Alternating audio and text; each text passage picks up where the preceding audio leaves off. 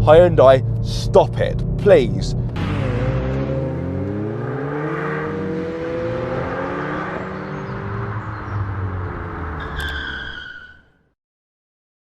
Car Obsession is proudly supported by Carly, the IBD reader, and exchangemycar.co.uk. The details of both are in the video description. For a limited time only, use Car Obsession 10 discount code to get 10% with Carly. A few years ago, I drove the Hyundai i30N for the first time, and it left quite the impression. There's now a new version which has been given a nip tuck, lighter rims, and also lighter seats. It's also been given a new 8-speed dual clutch gearbox, which Hyundai claims makes the i30N even more fun to drive. Does it though? Time for some arduous testing, I think. Well, someone's got to do it, haven't they?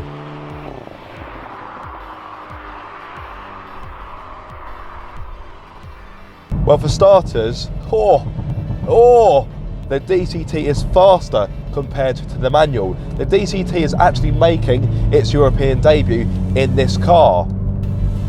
The manual is actually faster compared to the pre-facelift, but even so, the DCT is 0.5 seconds faster to 62 miles per hour, in which it will do it in just 5.4 seconds. Absolutely ballistic. Whether you leave the gearbox to its own devices or take control using the paddles, you'll find a transmission which is slick, seamless and quick. I'll give you an example. Right, here we go. I've got shift lights on the dash, struggling to put the power down. Oh, that gearbox is phenomenal. So slick.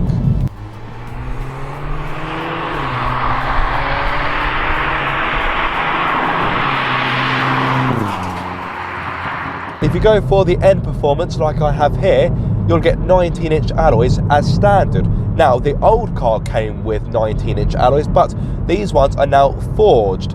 That means there is a total weight saving of 14.4 kilograms. Around them, I've got Pirelli P0 tyres, which have been designed specifically for this car. Now, I imagine on a nice hot, sticky racetrack, they are very grippy indeed. And in fairness, in these conditions, they do offer plenty of grip. But it is cold, it is a bit icy today, so I do feel as if the tyres aren't being showcased as well as they could be. But I still have enough confidence to push on in the corners, which is important.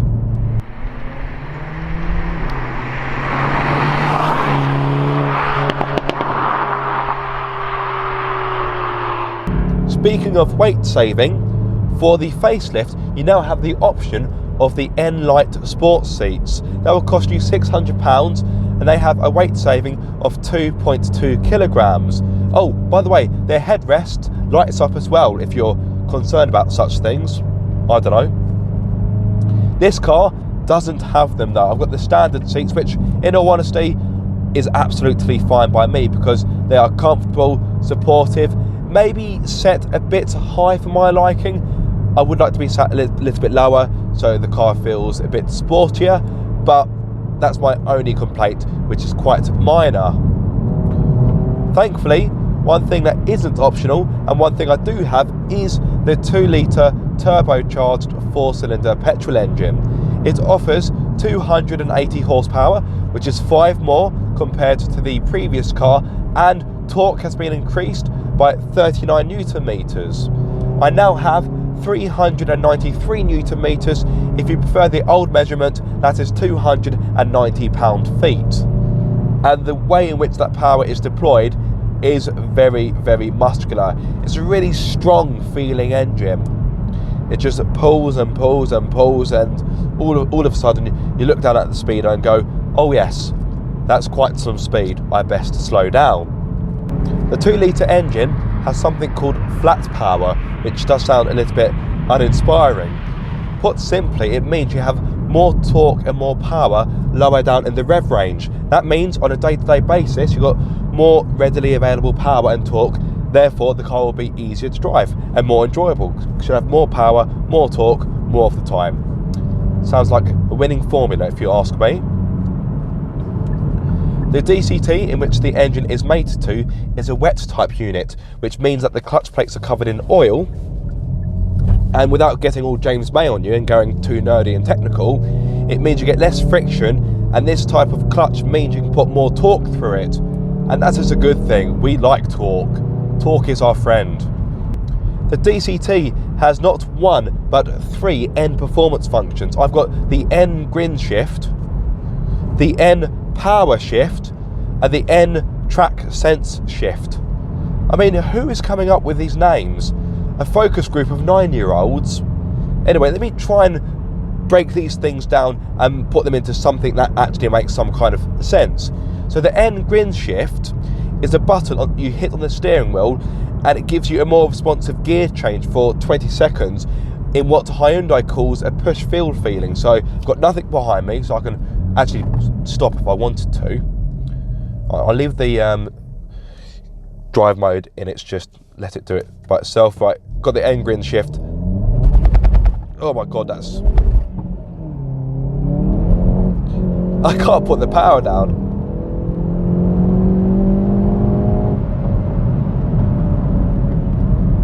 Do I really feel the benefit from having that in these conditions? No, I don't. Maybe if I had a road that wasn't as cold or as damp, I'd be able to experience it, but no.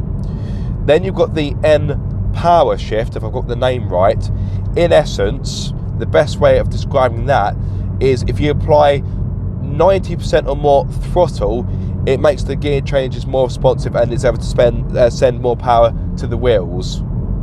Okay, and then last but not least, you've got the N track sense shift, which can detect the type of driving you're doing and give you the most optimal gear change. So if it senses that you're driving exuberantly, i.e. on a track where you're flat out, it will give you gear changes to match. Therefore, all you need to worry about is the brakes and the steering. I'm sure these functions are very good, but they just sound awfully gimmicky, which is a pity because this is a very good car, but just some of the things are just, yeah, a bit on the gimmicky side. You've also got the N grin control system, but I'll touch upon that in a few moments. There is a problem though, and it's not just the silly names that Hyundai has given for some of the functions for this car. No, it's the ride. Now, like the previous i30N, I have a choice of driving modes. That's the N grin control system I referred to a few moments ago. So I've got 2 buttons on the steering wheel. I've got drive mode on my left and a checkered flag on my right. On the left hand side, I've got access to normal, sport and eco, all pretty standard. But if you're feeling a bit more adventurous, then you do have a checkered flag. Hit that and you'll get N mode, which dials everything up to the maximum, including the suspension. So hopefully you can see, all of a sudden, the ride has become quite jiggly, quite bouncy and very unsettled. It's unbelievably firm. It gives you some idea of what it would be like to drive around in Tigger. It is bouncy. Thankfully, these roads aren't too bad, but if I were to drive about in my local town centre, I think my spine may detach from the rest of my body. Yeah, it's see? It's so jiggly. Now, if I go right here, there's a bit of road which is quite uneven, and hopefully my points will be proven. So let's get it up to speed, which doesn't take very long at all. And there's a dip in the road. Oh my god, that was actually quite violent. Yes, would I want to drive this on a day-to-day basis in this mode? No, and this is coming from someone who owns a modified Seat Leon Cupra, and even for me, this ride is a bit much. Thankfully, however, Hyundai has offered a 5th way of driving this car. A cushion. No, I'm joking. No. It's more sophisticated than simply a cushion. This car has, of course, got adaptive dampers as standard. Therefore, if I hit the checkered flag button again, I get a custom mode. And all of a sudden, I have the power to create a driving mode which is more bespoke, So for example, I could have everything dialed up to 11, but more importantly, oh God, this is good. More importantly, have the ride set to normal. And even in normal mode, the ride is quite firm. But it is supple and compliant enough in order for you to be able to use the car day to day. Whilst the ride may be firm, it does of course mean you get a good handling car. The brakes perform well, although I would like them to have a bit more bite on the initial dab, but in the corners, the i30N is wonderful. The steering, my word, it is so direct. Simply flick your wrists and the car is ready to change direction like a housefly. And of course, if you go for the N Performance, you get what Hyundai calls the N corner carving differential. Hyundai, stop it, please. Just stop it with the silly names. You've got a great car which you are slightly ruining with these silly names. Again, to apply Queen's English, that means this car has an ELSD, and it works very well. The i30N in the corners is superb, it really is. And I get the sense that this would be ballistic on a racetrack to the point where you're embarrassing much more expensive, much more exotic machinery. This is such a well sorted car. Hyundai. Oh, if I were wearing a hat, I'd take it off, because that's what this car deserves. It's so well engineered.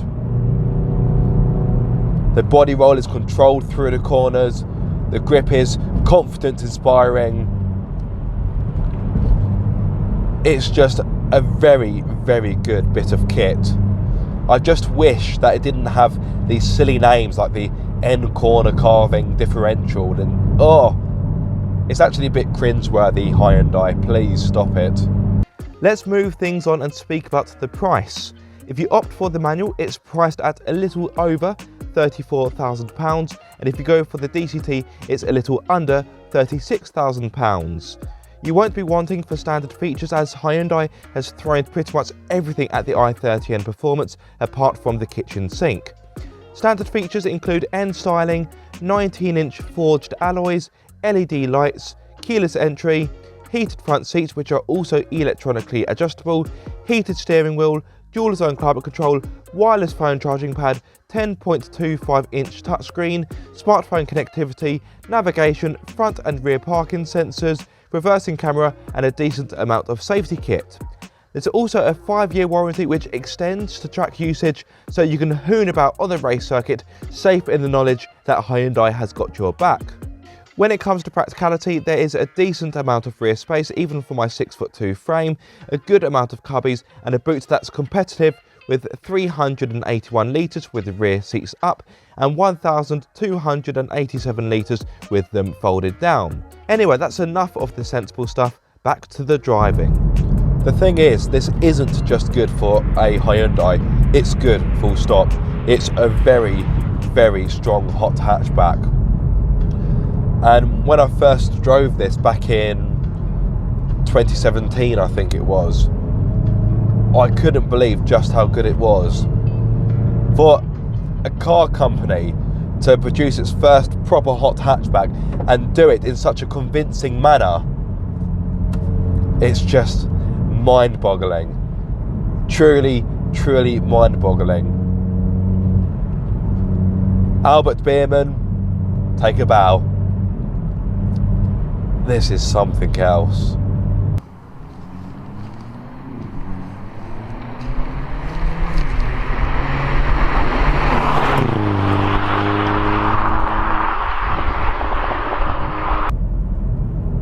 Already, I'm almost out of petrol.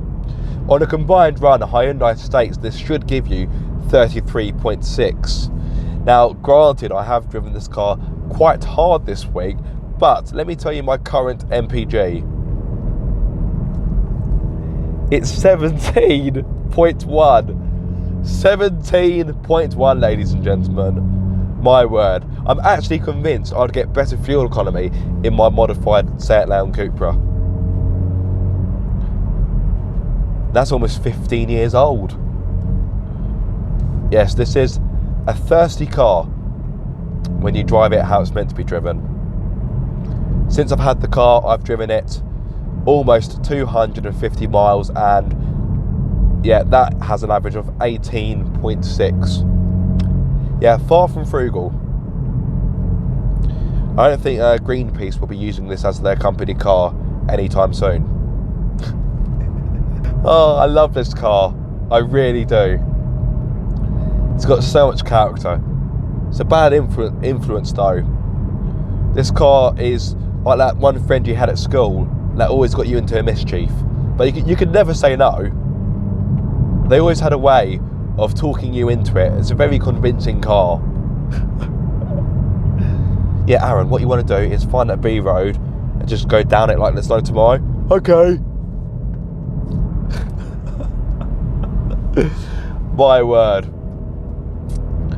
I felt quite ill this week, I must admit, not COVID. But this car, it has brought a smile back to my face. It really has.